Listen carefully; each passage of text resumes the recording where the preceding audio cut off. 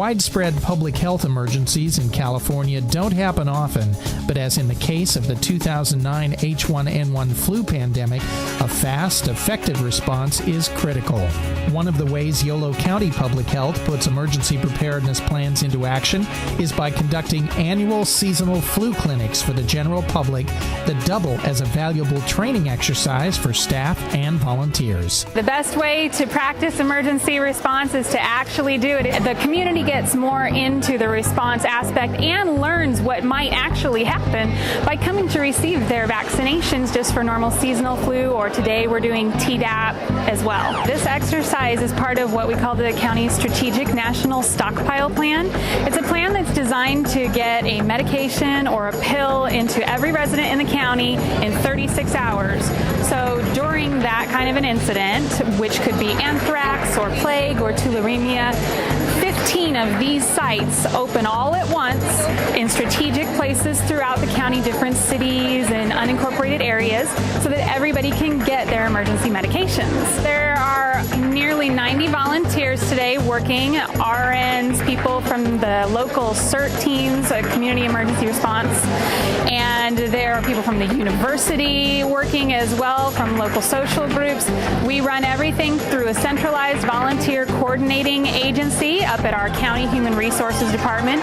They assign people with appropriate skill sets to jobs that they might be good at. When they gathered at 8:30, they were doing what's called just-in-time training. Many of the volunteers who arrive on site have had online training, which tells them what they're going to see when they get here. They have maybe worked in a pod before, because we do these annually. But there's always a number of volunteers who have never been here, don't know it, don't know what they're about to do, and they're just told, you're going to be this position today.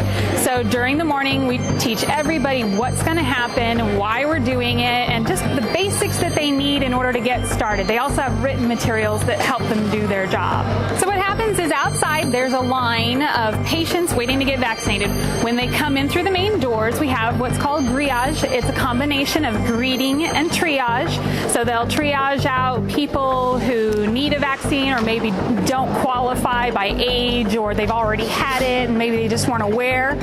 And they'll hand out paperwork that is necessary for the medical screeners, the whole front line, to do their job. The medical screeners go off that paperwork, ask questions, put little stickers and things that assign numbers to people, and once they have a set idea of which vaccination the person's going to get, they send them on to this back line of tables, which are the vaccination tables. All the vaccination tables are manned by licensed registered nurses today from Woodland Healthcare, the local American Red Cross chapter, and even some public health nurses from the health department.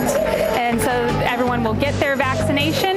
They walk down and out, and all the paperwork is collected. It's returned to the health department, where we enter it and analyze it and make the process better for the next year.